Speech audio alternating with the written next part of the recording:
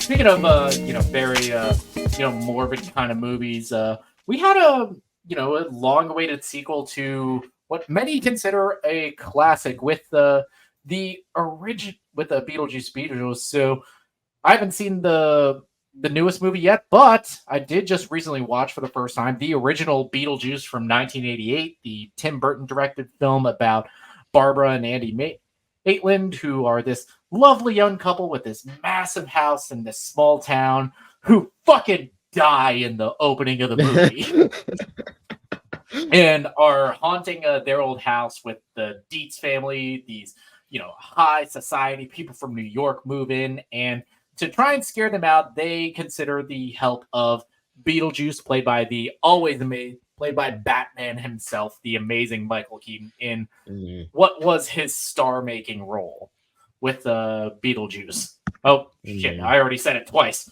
Oh my god, where's it gonna be? Uh-oh. Third time's a charm. Yeah, but where were you guys?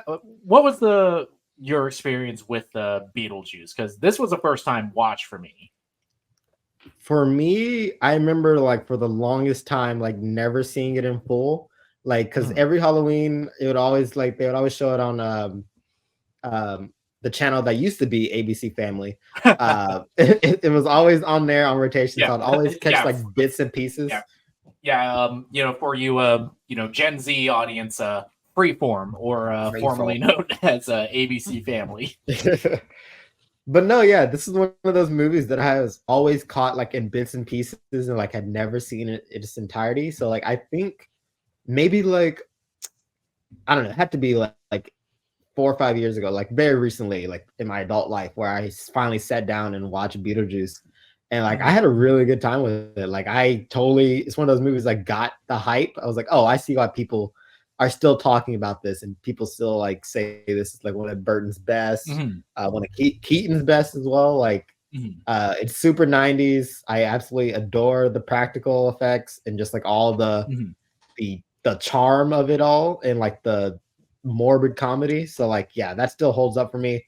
And this was Burton's only second feature film after Pee-wee's Big Adventure, and this is that phase where he cemented his signature style and before it became a parody of itself. And I think a lot of the movie's charm is really owed to the whole cast, which, besides Michael Keaton, who I think is so iconic, you forget how little he is in the movie. But I think that also adds to it, why he's in it. He isn't in the movie all that much, because if he was in the movie, if he was in the movie a lot, he would. I feel he would kind of overstay its welcome a little bit. So Tim Burton actually knows to kind of hold it back a little bit and only give it to us when we actually want it. So with the character Beetlejuice, he is so over the top, where every other character in the movie, they are, kind of playing caricatures, especially with the Dietz family. But with Barbara and Andy, who are played Gina Davis and Alec Baldwin, they are so kind of salt of the earth small town that we're really on their side this whole time. And the Dietz family, Catherine O'Hara, Jeffrey Jones, convicted pedophile Jeffrey Jones. Sorry. That's great. And of course, their daughter, Winona Ryder, Lydia, who, I think this was one of her first feature roles. Yeah, no, Winona Ryder. I think Heathers and Beetlejuice came out the same year, if I'm not mistaken. Oh shit! Not even the same year. That's the same week. Holy they came out within a day of each other. Damn, Winona, let the box office have somebody else for a minute. She was 17 at the time. 17. Yeah, my girl stays working. Yep, and many an emo kid's first crush. Which, when I watched this last I think a couple days ago, it was I get it. Yeah. Yeah, but this was also a first time watch for me too. I think I've on your side, Brandon, where I've just kind of like seen this movie like in bits and pieces, like on ABC Family, and I've always been kind of disgusted by this movie just because, like, I appreciate like the way this film looks, but also I don't want to watch this for more than like 15 minutes just because everything just looks kind of like gross and weird. But now watching it with like different eyes now, like I can appreciate like the practical effects and like the stop motion like sandworm, and I'm really glad like with the sequel to this movie they stayed true to that from what I've seen from like the trailers. And like Michael Keaton, of course, is just completely unhinged in this role. Like he is. It was like I was shocked they got away with some of the stuff they do in here, especially with Michael Keaton, and this being a PG movie. Yeah. Right. Well, it was the 80s, 1980s. I'm gonna say yeah. PG movies are built different back then. Yeah. We'll talk inside. Come on. I'm not staying here another minute. Don't pay attention to it. Adam, we have to get out of here. I agree, but I'll fix something to eat. Barbara, how did you do that? Hope you like Italian. Where'd you go? Hey, come on. Hey, where'd you go? Oh, hey, come on. You gotta work with me here. I'm just trying to cut a deal. What do you want me to do? Where are you? You bunch of losers! You're working with a professional here!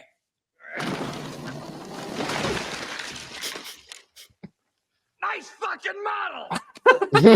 I would like to know.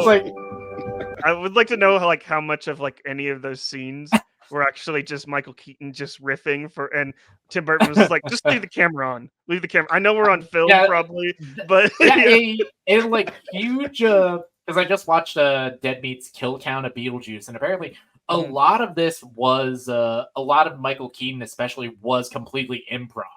It was just here's what we wanted to do, and kind of just let him go. That's wild, just because, like I said, like this movie was shot on film because, like, back in the day, like to have like a film camera just keep rolling just to have someone riff, like that's I can't imagine how much of this movie would this cost. And of course, you know, doing stop motion in general, because of how that has to work, because you can only move it for like barely frames at a time with the stop motion figurines, which I can't imagine the nightmare of making this movie. Yeah, it's definitely kind of like beyond like my comprehension. Just honestly, but I don't know. I really do appreciate this film. I don't think it's like some people I've been reading like on social media that it's a masterpiece. I wouldn't necessarily say it's like Tim Burton's masterpiece. I'm always a big supporter for Pee-wee's Big Adventure, and then obviously Batman as well. Yeah, and you can't get better than those. But I still found this be pretty charming, just because I like the whole concept of like this couple dies, and then you get to see kind of like that afterlife kind of like perspective. It almost a little bit reminded me of like The Good Place. The NBC show The Good Place a little bit. Yeah, that's actually not a unfair comparison, especially with how they really delve into kind of the bureaucracy that is the afterlife, and one of the big jokes is the waiting room of all the various people that have died. You know, it's like the one smoking guy who's like literally a charred corpse, and kind of a throwaway line in this iconic dinner scene that we get with Harry Belafonte. It's like, if you die by suicide, you become a service worker.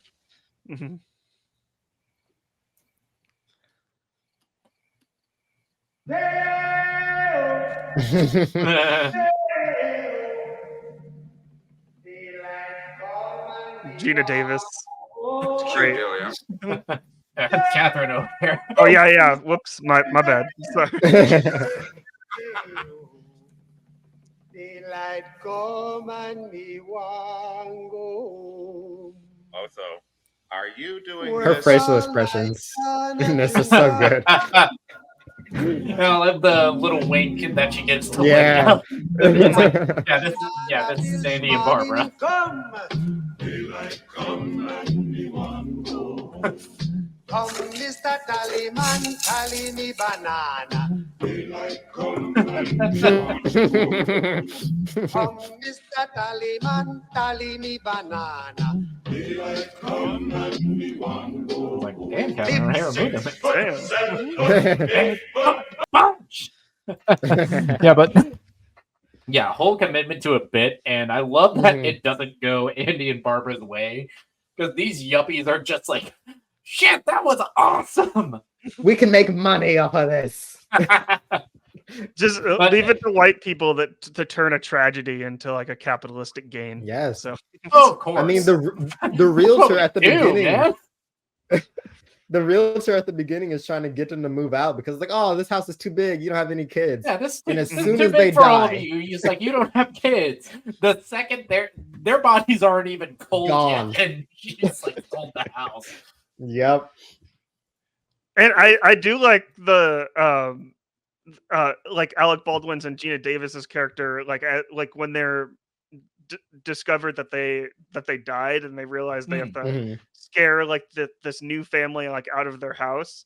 I like that they're failing at it and they're just like, oh, like this is our job to like scare like these humans and we can't even do it, and then they have to like reach out for help. I thought that was actually kind of funny, like spirits that are bad at their job. So yeah, like going into like you talked about it a minute ago, like the way this movie depicts like the afterlife and like the business side of it, so to say.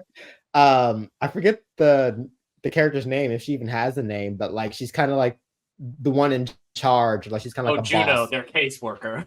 Yeah, the caseworker, and like I love her. Chain-smoking caseworker that I rewatched like little clips of that. I didn't notice that every time she smokes, it's coming out of her neck.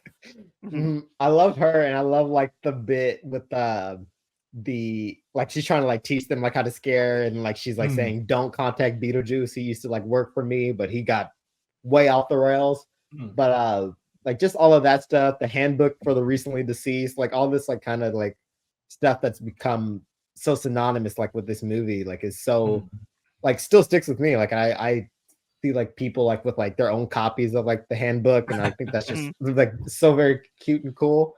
But like, yeah, you make a good point with like kind of like comparing this to like The Good Place. I was trying to think of more media that kind of like deals with the afterlife in a manner like this, and I can't really think of any. Yeah, and like so much of our idea of the afterlife is kind of like this this sense of a second chance at living, and I love that it's a touch in this movie that so much of it is because in their lives it's applied that Barbara and Andy had trouble conceiving a child, and I love the kind of a surrogate daughter relationship they have with Lydia throughout this movie, and coming to like I'd say this very heartwarming ending of them being parents to her. Yes, and Yeah, hall for you too. You doing that science test? It was gross. They wanted me to dissect a frog. I told them no way. I said it was against my religion. So I got a C. And how about the math test? You have got to be kidding me. We spent the whole week studying for that test. I got an A. So can I? Well, I don't know. Got a C on the science test. Adam, don't tease her. You never got an A in science.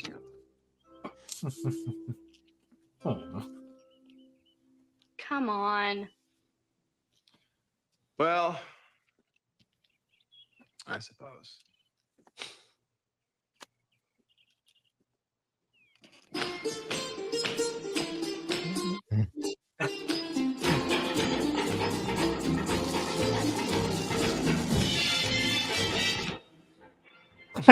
Living harmonious and peaceful coexistence. Sounds like Lydia got an A in the math test. He likes it.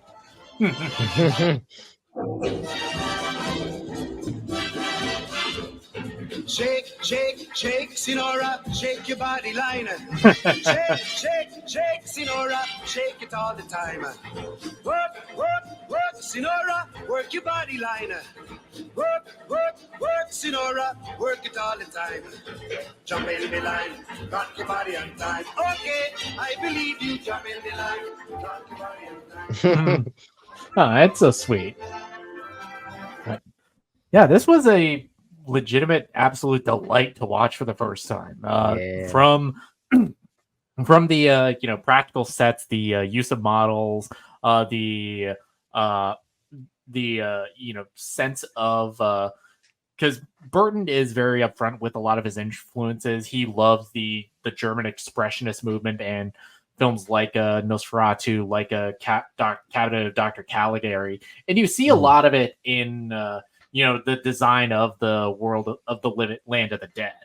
In this, with kind of like all of the like off proportions that everything has, the weird shapes that are present through this. And of course, you can't say enough about Michael Keaton's performance as Beetlejuice. Like, it is so, like, you can't like not mention it, like when you talk about like horror performances or horror comedies. And like I would even liken it to like the way Anthony Hopkins is in Silence of the Lambs, like so little screen time, like he is not in the movie a lot, but like he makes the movie like once he like enters the frame, like it's so good. And one other thing I'd like to add about like Lydia's character too, and it kind of like it's kind of like a interesting callback or something that film in general do. They always like to take like the eyes of like a child and see like how like they're seeing things. Like M. Night Shyamalan does it a lot, like especially in The Sixth Sense and Signs as well. Like Lydia is kind of like is the first person to actually see Alec Baldwin and Gina Davis's character like when they're dead, and I really like that interaction too. Like when and she says like why it's almost kind of like I'm dead inside too. It's a little bit, but I don't know. I just always like that kind of and that's something that really took me aback, especially because of this was a PG movie in the 80s. I was like shocked how much they touched on those themes of self-harm and suicide with Lydia. And it's a lot more explicitly stated in the Broadway adaptation that came out in 2018. Okay. I was like, yeah, that really took me aback.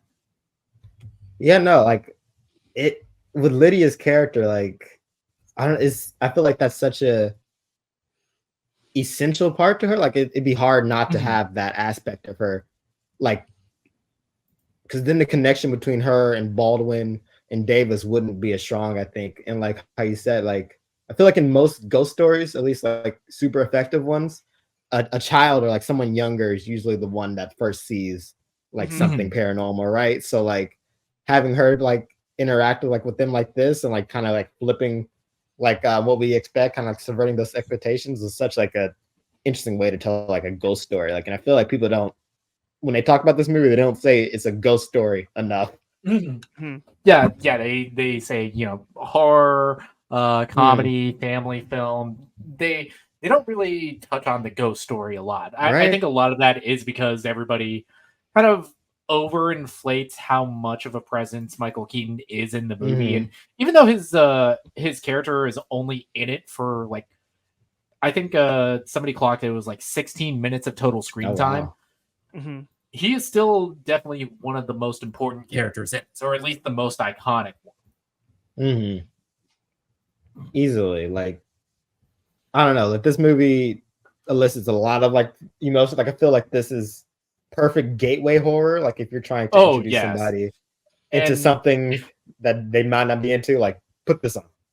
And how much I think, because especially in a later film, I feel like this is like a great companion piece to something like The Mask, especially once you get to the third act where Beetlejuice is kind of just let loose against the Deeds family. He's kind of like our he kind of operates purely on cartoon logic and rules. Yeah.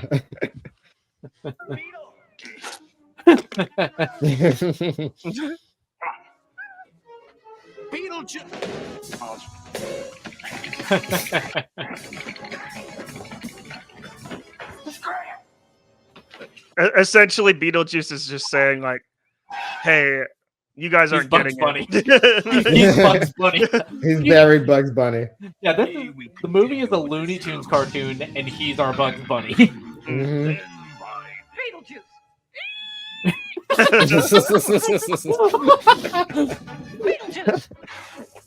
I just want to be I a will just- fly on the wall when they shot that.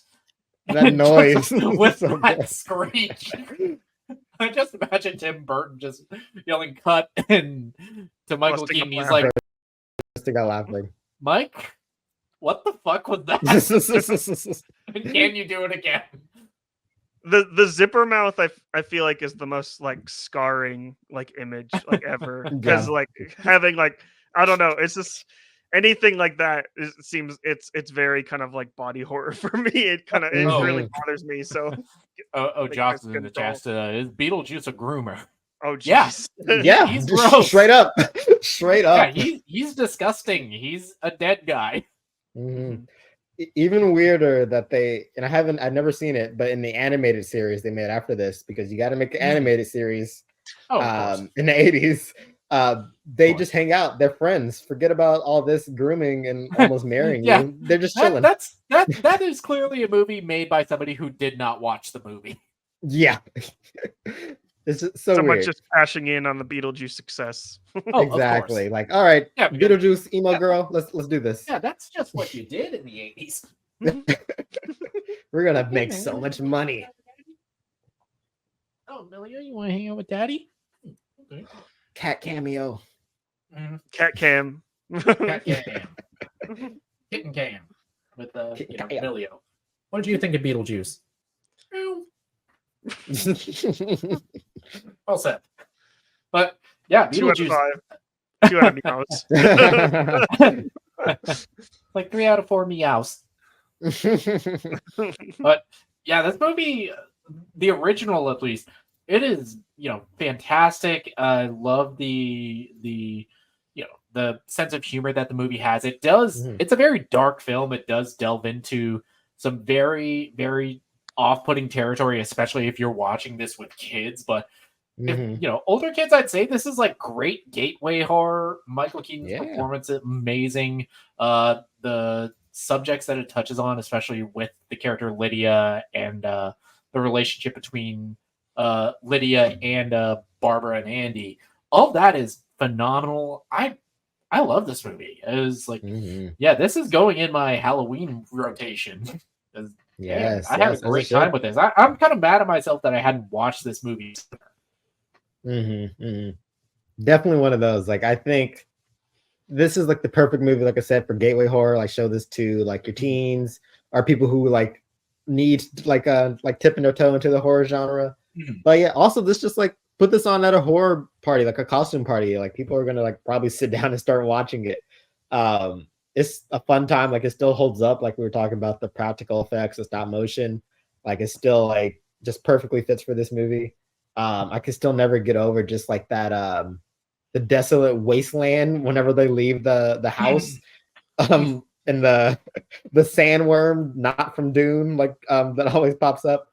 But yeah, no, I still love this movie. Like, it's definitely one I throw on, like whether I'm like sitting down and watching it or just like something on in the background around spooky times. Still fun movie. Oh yeah, I love the sandworm. Thelma and Luis on Al Gaib. There you go. There it is. I love like that whole desert scene with the sandworm. And by the way, I am telling my future kids that is the sandworm. Yeah, that's Dune. Yeah, Gina Davis is Lisa Al Gaib. You're right. Shahaloud. Shahaloud. I need an edit. I need to hear that music in that scene. Oh, I'll get right on that. It has to happen. It has to I bet exist. it's on there somewhere. there. But yeah, yeah. If you had to give a final rating on this, what would you give it?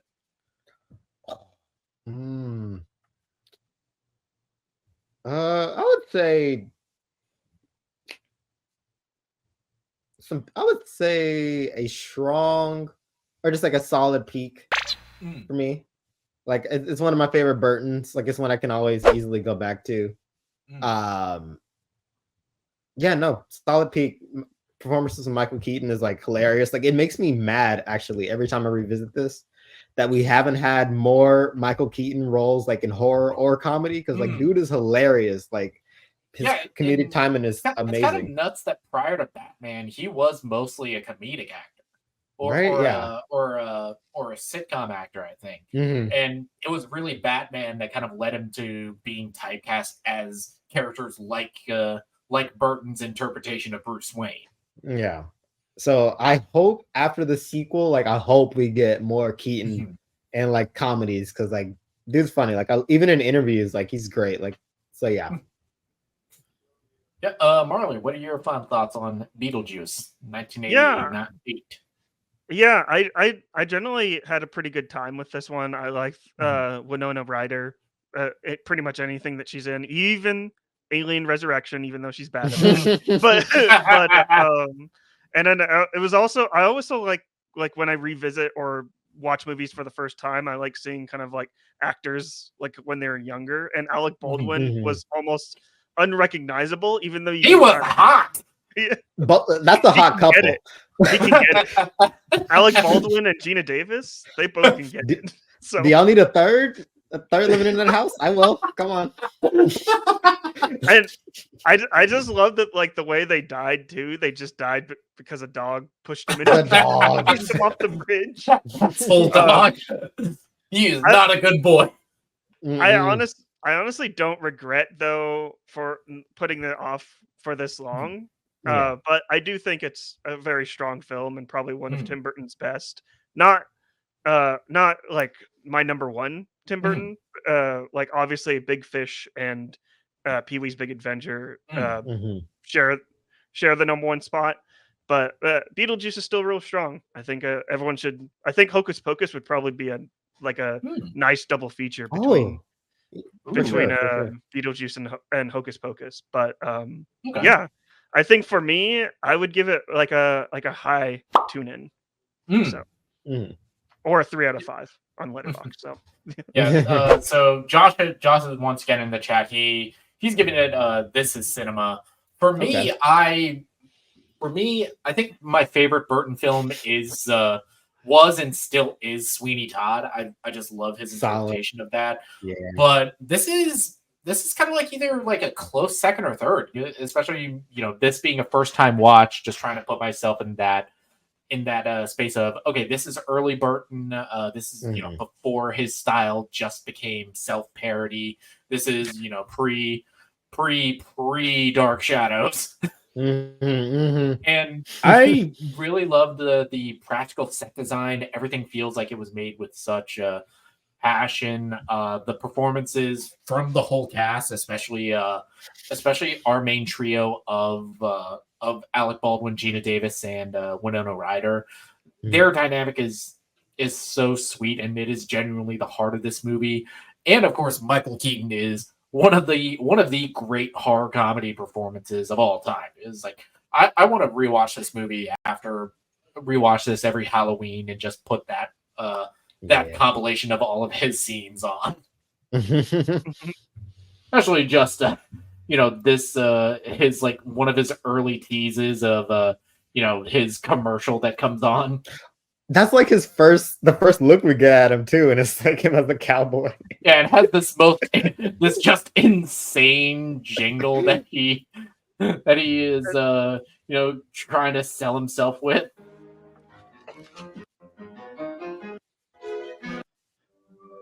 Where is it? Wow. Real bad. The point is, folks, I'm going to do anything to get your business. Hell, I'll possess myself if I gotta. Wow. Yo, I got demons running all.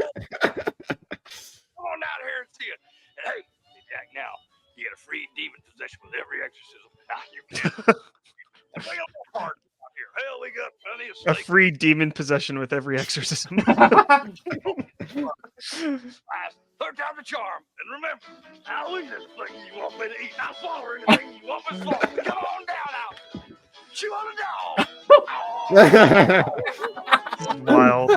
that would for sure was improvised. I'll chew on a dog. Oh man.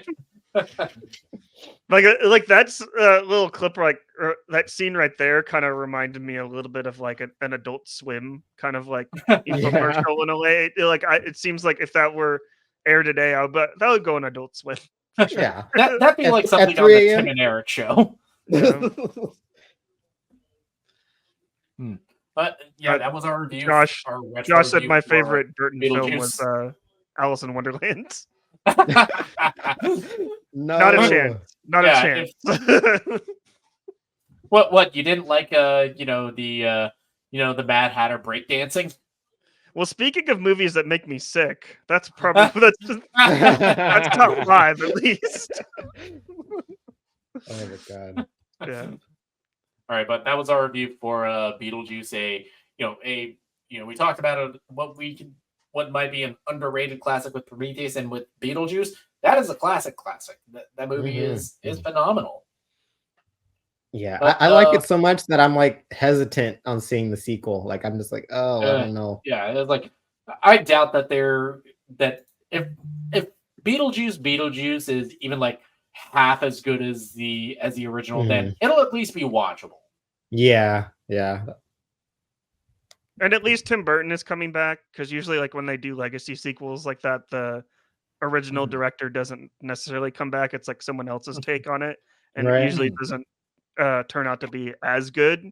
So at least Tim Burton was like, no, I'm going to do a sequel. And it feels like calling it Beetlejuice, like there has to be a third one coming. Like, do we know like the box office like for this? I don't know. I don't this know. weekend, right? It's too early. I think it's too early. Yeah. Yeah, it's too early. It's only Saturday when we're recording this, so we can't really speak to the box office.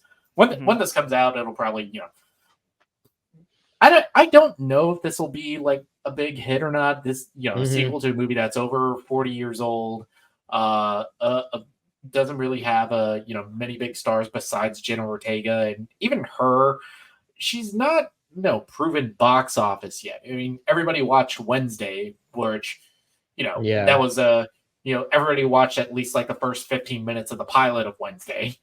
Yeah, I that show is fine, and like maybe that's like the reason why I'm hesitant. Like I'm like, what's the last Burton thing that I like really like genuinely enjoyed? And like it's been a while. So like I'm just hoping, like you said, if it's half as good as the original, then I'll be okay. I won't like shit talk it or anything like that. But I like the cast. Like I'm wondering if like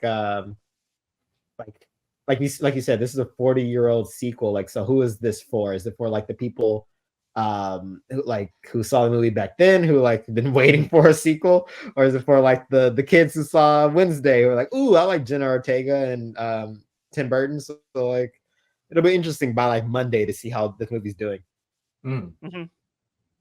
But yeah, that was Beetlejuice, 1988.